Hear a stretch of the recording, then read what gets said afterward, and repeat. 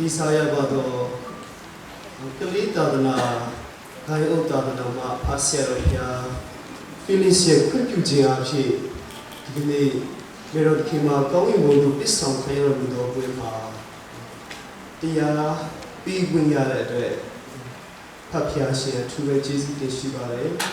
settle ma le 저는 이 프로페서 바치데 for the Poly News le for the Juice Cartoon 요 안에 부탁으로 막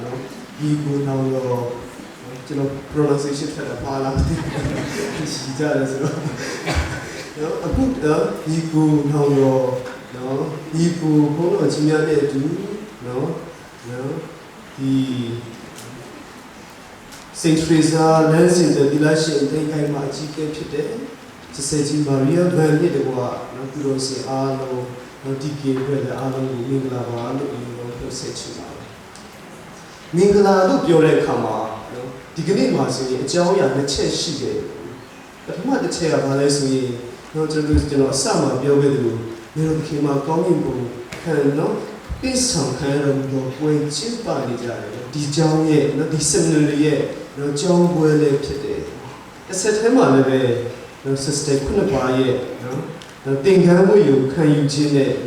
ယာယီတစ္ဆာပြုခြင်းအခမ်းအနားနဲ့ပါဝင်တဲ့အတွက်ကြောင့်မင်္ဂလာရှိတယ်လို့ကျွန်တော်အရင်ဆုံးနှုတ်ဆက်လိုက်ခြင်းဖြစ်ပါတယ်။ဒါကြောင့်ပုံမလေးပြင်ပြီးရင်းနဲ့အရင်ဆုံးတွေးထဲမှာတစ်ခုဘာရောက်လာလဲဆိုရင်ဝစ်လာဆိုတဲ့ပကြီးဆိုင်ဆရာတယောက်ကပကြီးအများကြီးဆွဲမှုတွေထဲမှာသူ့အမေရဲ့ပကြီးကိုသူဆွဲတဲ့အခါမှာသူ့အမေရဲ့ရုပ်ပုံတော်ကိုသူဆွဲတဲ့အခါမှာသူဆွဲခဲ့ပြီးတဲ့အရာတွေထက်တလူထူးခြားစွာသူဆွဲတယ်ပြောချင်တာကကို့အမေကအားလုံးရဲ့စံနမူနာဖြစ်အောင်ကိုသူဘာဖြစ်လဲဆိုရင်ဆွဲခဲ့တယ်ဒါကြောင့်ဒီကနေ့ကျွန်တော်တို့မေတော်သခင်မှာကောင်းကင်ဘုံကိုပြည့်စုံခံရလို့တော့ပွဲမှာလည်းပဲမေတော်သခင်မှာက it's a chosen သူဟာရွေးချယ်ခံထားရတာဖြစ်ပါတယ်သူဟာ spiritual creature တကယ်အထူးဖန်ဆင်းခံတဲ့ဘာလဲမှာအထူးဖြစ်လဲဆိုတော့ဒီကနေ့ကျွန်တော်ဖတ်သွားတဲ့ကျမ်းစာတော်မြတ်ထဲမှာကြားပြီးသားဖြစ်ပါတယ်ဘာလို့ပြောလဲဆိုရင် full of grace တဲ့အကြမ်းမင်းရနှုတ်ဆက်ကြပါမယ်ကျေးဇူးတော်အပေါင်းနဲ့ပြည့်စုံတော်မူသောသခင်မှာဒီထက်ပြည့်စုံတော်ရှိတော့ကျေးဇူးတော်အပေါင်းနဲ့ပြည့်စုံတော်သခင်မှာ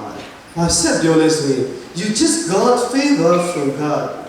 မင်းဟာဖျားစီရနေပြောမှာမျက်နှာသာရနေပြီတော့ဖျားရှင်စီရနေမျက်နှာသာရနေပြီဒါကြောင့်လည်းပဲCCC လို့အများကြီးမပြောတော့ပါဘူးဒီ document တွေလို့လူငယ် agency 56လို့ဟာအဲ့မှာလည်းပြောလိုက်ဆိုမေတော်သခင်မကတဲ့ကျွန်တော်တို့နဲ့မတူဘူးတဲ့ she is enriched from the first instinct of her conception with the splendor of an entire unique holiness ဆိုတော့ original sin ကိုစီအဖြစ်လူလာအဖြစ်ရင်းဆိုတဲ့အရာသူမစီပါမလာဘူးပြင်ဆင်ထားပြီးသားဖြစ်ပါတယ်ဒါကြောင့်လည်းပဲ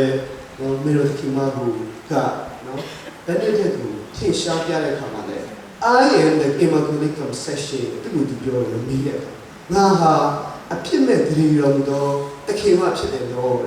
ငါအဖြစ်မဲ့တည်တော်ဒါကြောင့်ဒီပွဲလေးကိုပုတ်ပီယူဆိုတော့ဆက်လက်ကြည့်ပြောပုတ်ပီယူကနေတော့1950နိုဝင်ဘာ1ရက်နေ့မှာသူကြီးညာခဲ့တယ်ဒီ apostolic constitution မှာmany features many features ဒီ seems to ဆိုတဲ့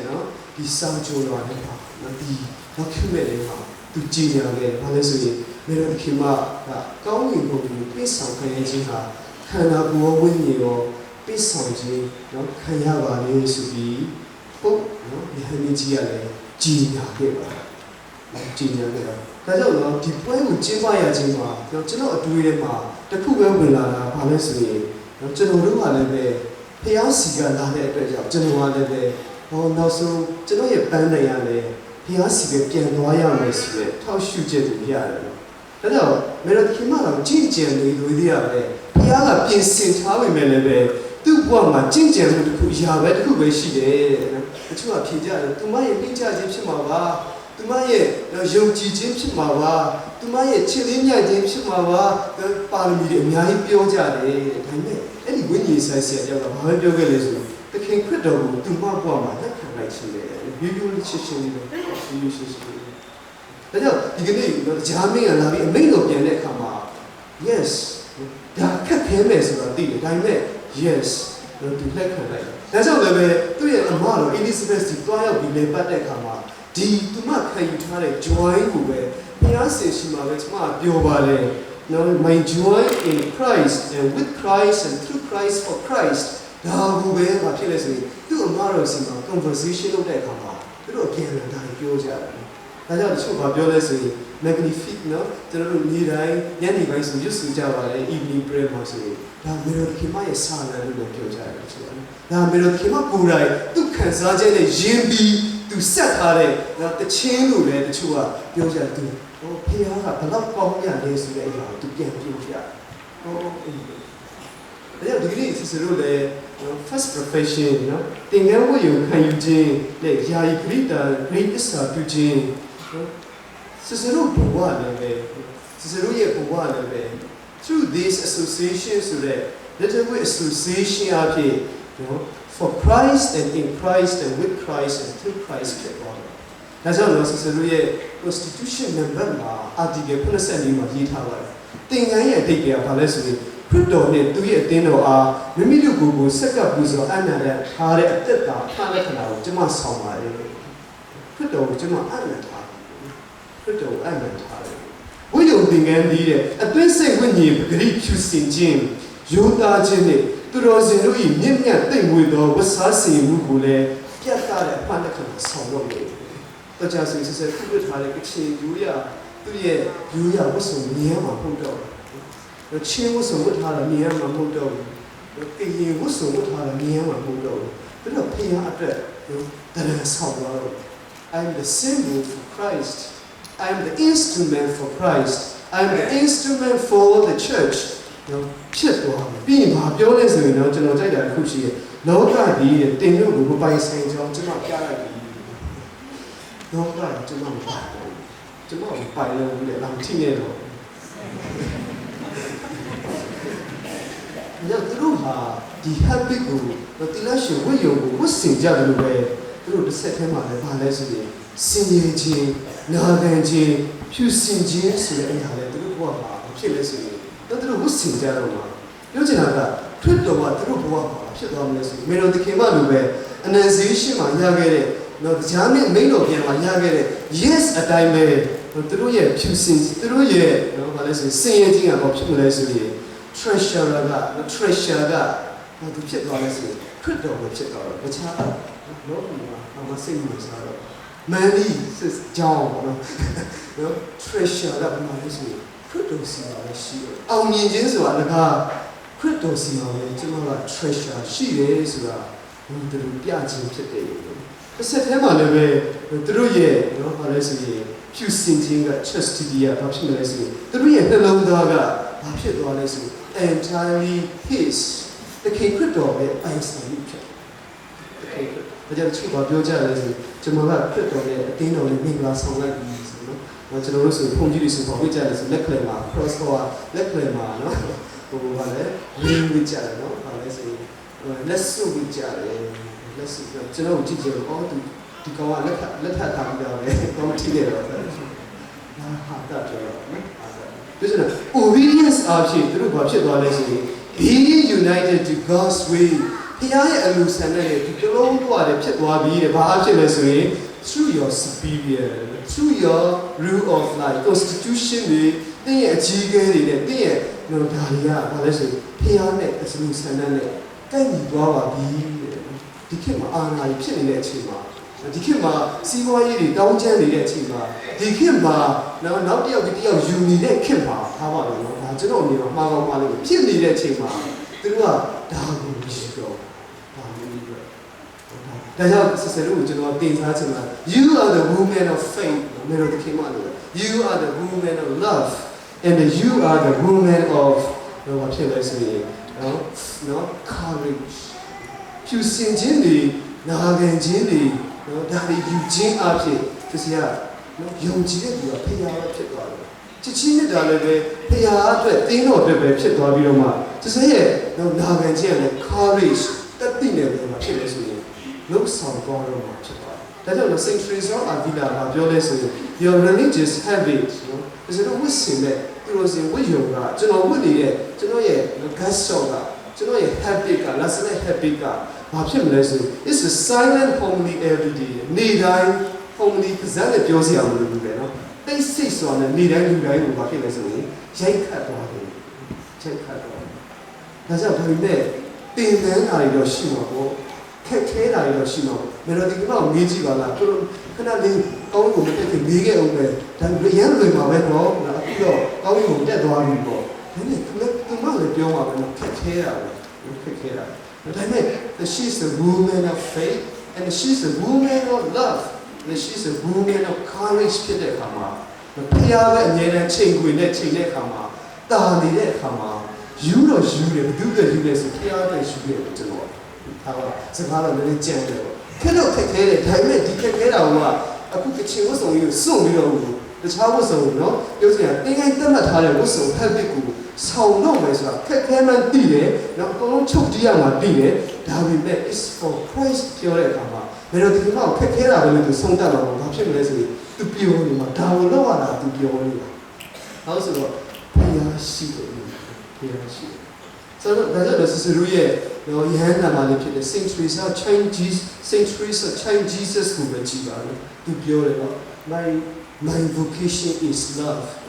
ငါရဲ့ချစ်ချင်းငါရဲ့ခေါ်လုံကြီးကချစ်ချင်းမြတ်တာပဲဖြစ်တယ်ဒါကြောင့်သူဟာသေးငယ်တဲ့အရာတွေမှာခက်ခဲပါလေလို့မတွေ့ပဲနဲ့ချစ်ချင်းမြတ်တာနဲ့နော်လုပ်တယ်ကြီးမားတဲ့ချစ်ချင်းမြတ်တာနဲ့လုပ်တယ်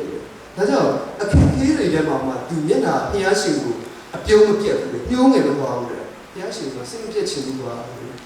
ဒီကဖြစ်သွားလို့ရှိရင်ကျွန်တော်တို့ဆိုရင်လည်းဖြစ်တယ်သူကအဲ့လိုမဖြစ်ဘူးလေဖျားကိုညှိုးငယ်ဒါကြောင့်သူနေ့တိုင်းပါလို့ဖြစ်တယ်အပြုံးတစ်ချက်ပြီးတယ် she gives a small smile doing maybe it's a small thing with great love ကြီးမားတဲ့ချစ်ချင်းမြတ်တာလည်းဖြစ်လို့ဆိုရင်လှုပ်ဆောင်သွားတယ်ဒါကြောင့်ကျွန်တော်တို့ဒီလက်ထပ်တင်ရတဲ့ sacrament ပြီးတိုင်းပြောလိရှိပါတယ်အများကြီးကောင်းတာတွေပြောသွားပြီးမှတော့ဟာပြောလိရှိတယ်ဆိုရင်လက်ထပ်တင်ရတဲ့ sacrament ကိုယူပြီးတဲ့အခါမှာတစ်ပေါင်းများစွာကြာလာတဲ့အခါမှာခက်ခဲတယ်လို့မြင်လာတော့ပဲစိတ်နဲ့ကြာတယ်လို့ပြင်မှာကျွန်တော်လာမေးတယ်ဘုန်းကြီးကခက်ခဲတယ်လို့ကျွန်တော်ဖြေချင်းဖြေမှာပဲဖြေကောင်းတယ်ရှိတာပဲရှိခဲ့တဲ့အချိန်လည်းရှိရပဲဒါပေမဲ့အဲ့ဒီခါမှာကျွန်တော်ပြောလိုက်ဆိုမင်းတို့ပြန်ပြီး first thing လုပ်တဲ့နေရာပြန်သွားကြပါလို့ကျွန်တော်ပြောပါတယ် I love you လို့ပြောခဲ့တယ်ငါမင်းကိုချစ်တယ်ကွာလို့ပြောခဲ့တဲ့နေရာကိုပြန်သွားပါဒီခါလေးမှာအရင်နှစ်ပေါင်းကြာလာတဲ့အခါမှာနေတိုင်း prayer တွေနဲ့ဆူရတဲ့အခါမှာနေတိုင်းဒီဝတ်စုံပဲဝတ်နေရတဲ့အခါမှာနေတိုင်းဒါပဲတွေ့နေရတဲ့အခါမှာ community life မှာကိုကဘာဖြစ်လာလဲဆိုရင် I love you တဲ့ခါလေးမှာယူကပျောက်လာတယ် I love ကိုဝတ်ချစ်ကြာလာတော့ဘာဖြစ်လဲ love ကပျောက်လာပြီးဘာဖြစ်လဲဆို I ပဲတလုံးနဲ့ကြံလို့ကိုပဲကြံနေတော့ဘယ်သူမှမရှိတော့ဘူးနော် I နဲ့ပြန်ပြီးသွားတော့ဘယ်လိုဖြစ်လာလဲဒါနဲ့ပဲ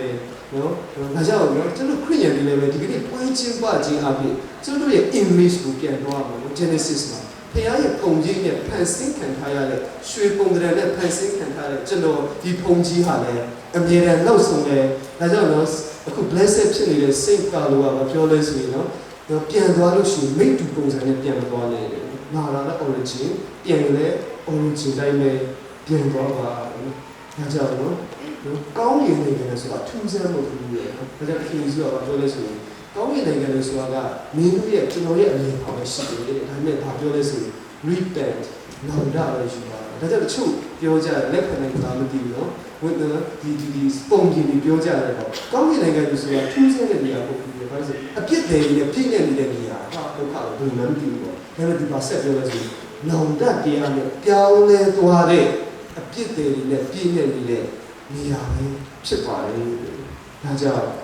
ဒီတချို့ကပြောလဲဆိုဒါဟာကျွန်တော်တို့ရဲ့ no definite homeland နော်ဒါတိကျတယ်ငါတို့ရဲ့အိမ်ပုတ်သေးဘူးလေငါတို့အိမ်ကဘာလဲဆိုရင်ခုမျိုးတို့ဒီမှာကောင်းကင်ဘုံတက်သွားတဲ့ the glory ရသွားတဲ့နေရာဘာလို့ရဲ့နေရာပဲဖြစ်ပါတယ်